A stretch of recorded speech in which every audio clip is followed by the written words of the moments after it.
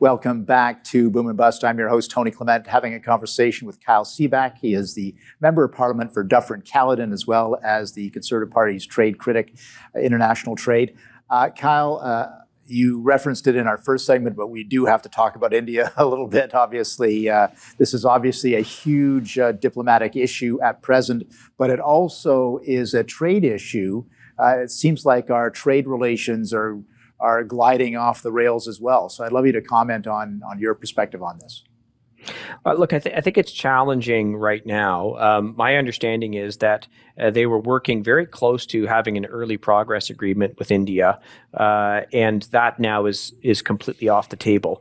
And that's very challenging, of course. But I'm hearing some worrying signals within certain aspects of the Canadian economy that the existing trade that we have is starting to decline. And for a lot of our farmers, India is a huge market, particularly in pulses.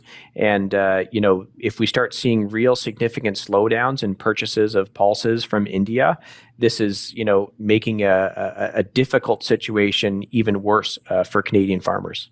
And even some of the diplomatic maneuvers of India, obviously one of the things is reducing or eliminating visas. I was at a meeting just yesterday where some business people had to cancel a business trip to India, even though they were being welcomed by their Indian interlocutors in this particular business area. They couldn't get their staff over there because they couldn't get visas to India. So these kinds of things are going to start to snowball. Yeah, look, I think it's a very challenging situation. It's a tough situation, as we know. I think the government has to try and, find ways to make sure that our trade relation that we have right now, I'm not talking about expanding it, but let's make sure that we don't actually damage the trade relationship that we have right now. And that's where I think the government needs to, do some more work. Right. Good stuff. Understood. I'd like to talk a little bit about supply chain issues as well, because that's been an issue, especially since the pandemic, obviously. Are we doing enough to secure better supply chains? I think that's a big question. And when you look at supply chains, I think we actually have to look at all kinds of things.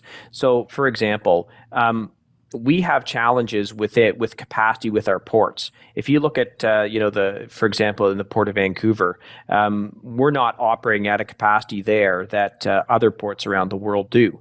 And so when you're trying to figure out how do you improve your supply chain, I think you have to look at that component of it as well.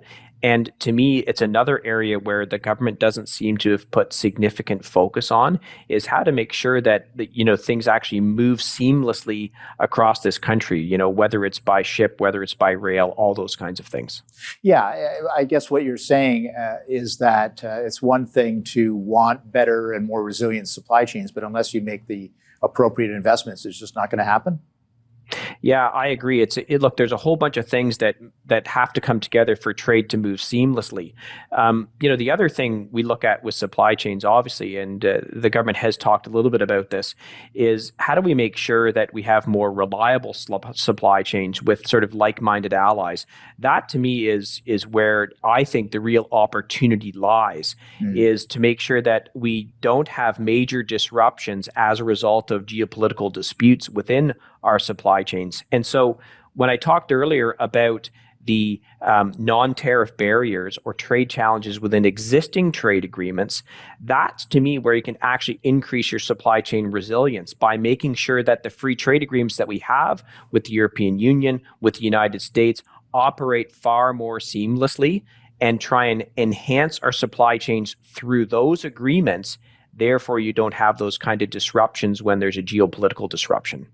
But you're saying that kind of obvious spade work isn't being done to the degree necessary? Yeah, so we just finished actually a long study at the Trade Committee on non-tariff barriers within existing trade agreements. And quite frankly, I'm shocked at the lack of action and sort of sense of urgency that the government has to try and make sure that the dispute resolution mechanisms in those agreements is working properly and robustly, these kinds of things. To me, it's that hard nitty-gritty work that there's no fanfare, there's no big parade or announcement when you do it, but it actually has a significant impact. This government doesn't seem to want to do that work. They just want the big fancy announcement, which I know that takes some work, but it doesn't take nearly as much work as dealing with those other issues. Having our conversation with Kyle Seaback. He is the Member of Parliament for Dufferin-Caledon. He is the Conservative Party's trade critic. We'll be back after these messages. Please stay with us.